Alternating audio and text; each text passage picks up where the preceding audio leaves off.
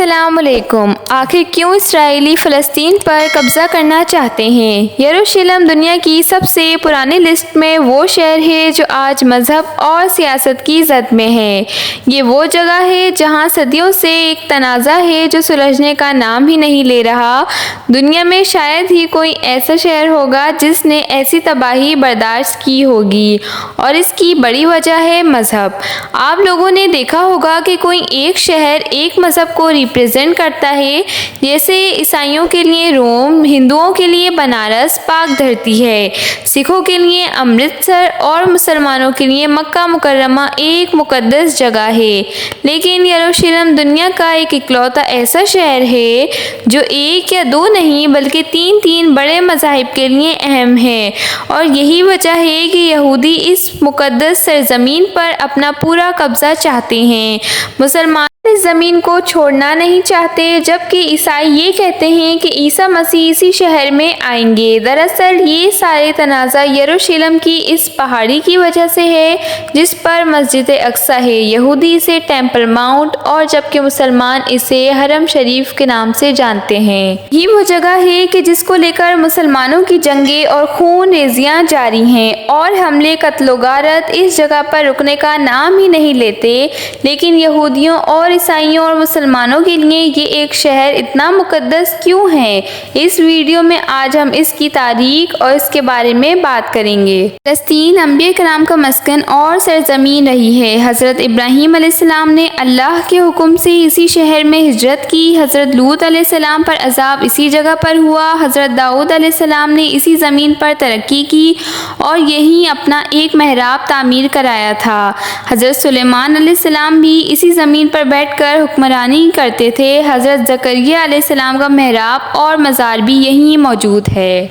حضرت موسیٰ علیہ السلام نے اپنی قوم کو اسی شہر میں داخل ہونے کا حکم دیا تھا۔ یہ حضرت مریم علیہ السلام کا بھی مسکن تھا، اور عیسیٰ علیہ السلام کی ولادت بھی اسی پاک زمین پر ہوئی۔ اور یہودی نے حضرت عیسیٰ علیہ السلام کو سولی پر لٹکانا چاہا تو اللہ تعالیٰ نے اسی شہر سے آپ کو آسمان پہ اٹھا لیا، اور قیامت کے قریب آپ اسی شہر پہ اتریں گے۔ اس شہر میں عیسیٰ علیہ السلام دجال کے ساتھ آخری جنگ کر کے اس کو قتل کریں گے۔ فلسطین سے ہی یاجوج ماجوج اپنا فساد برپا کریں گے، اور فلسطین ہی ارض محشر ہے۔ اس شہر کے تقدس کی خاطر 5000 سے زیادہ صحابہ کرام نے مختلف ادوار میں اپنی جانوں کا نذرانہ پیش کیا، اور شہادت کا یہ سلسلہ آج تک ایسے ہی جاری ہے۔ لہٰذا اگر اس شہر کو شہیدوں کا شہر بھی کہا جائے تو یہ غلط نہ ہوگا۔ یروشلم شہر دنیا کے 3 بڑے مذاہب کے لیے اہمیت کا حامل ہے۔ اس کا کردار قیامت کے واقعات میں بھی کافی اہم ہے، اور موجودہ دنیا کے حالات میں بھی کافی حد تک اسی شہر پر انحصار کرتے ہیں۔ یہودی قوم کے مطابق یہ مقدس ٹیمپل کی جگہ ہے جہاں ان کی مقدس دیوار گریہ بھی موجود ہے، اور اب تیسری مرتبہ یہودی اپنے ٹیمپل کی تیاری کے لیے یہاں پر جمع ہو رہے ہیں۔ یہودی کا کہنا ہے کہ یہ مقام ان کے مسیحا کی آمد کی جگہ ہے جہاں سے وہ ظاہر ہو کر پوری دنیا میں حکمرانی کرے گا۔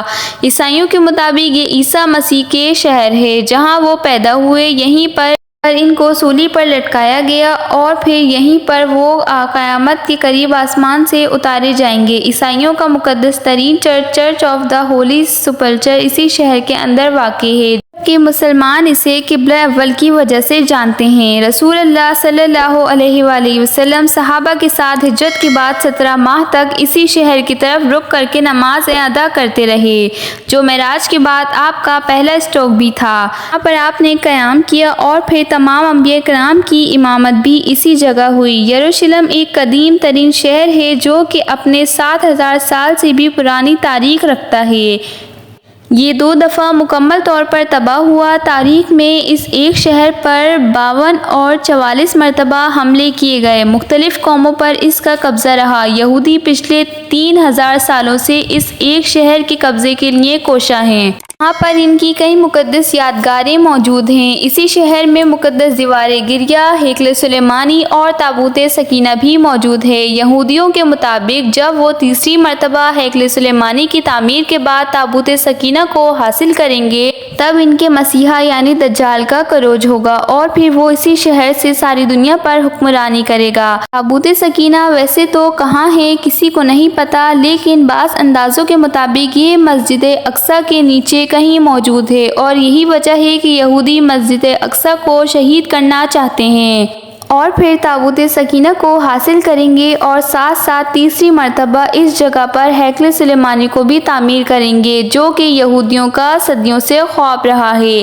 اس ہیکل کی تیسری مرتبہ تعمیر کے بعد ایک بڑی خونریز جنگ کا بھی ذکر بائبل کے اندر موجود ہے، جس کی تصدیق یہودی بھی کرتے ہیں۔ یہ 7 سال کا ایک عرصہ ہوگا، جس کے پہلے 3.5 سالوں میں دنیا کی 1/4 آبادی ہلاک ہوگی۔ مزید 1/4 آبادی موت کا شکار بنے گی۔ یہودیوں کے مطابق یہ خون ریزی مشرق وسطی سے لے کر وسطی ایشیا اور شمالی افریقہ اور اس کے بعد دریائے فرات سے لے کر یروشلم تک چلے گی۔ موجودہ دور میں اسرائیل کے امریکی کے ساتھ معاہدے اور فلسطین کے مسلمانوں کے ساتھ جنگ پیش رفت کسی بھی بڑے خطرے سے کم نہیں ہے۔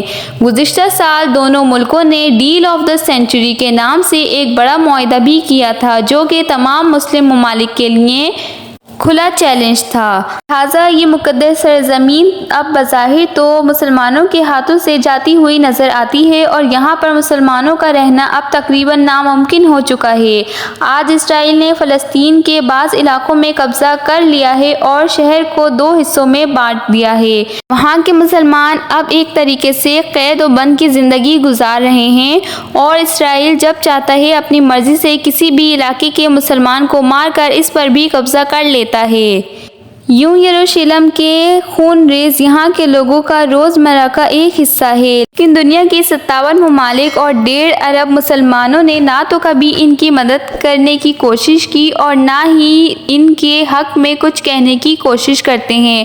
آج ضرورت اس بات کی ہے کہ ہم اپنی آنکھیں کھولیں اور اسرائیلی عزائم کو جانتے ہوئے ان کا بائیکاٹ کرتے رہیں اور مسلمان بھائیوں کی مدد کریں اور آگے سے آگے رہیں، ورنہ اسرائیلی ان کو مار کر اس پر قبضہ کر لیں گے اور ہم دیکھتے رہ جائیں گے۔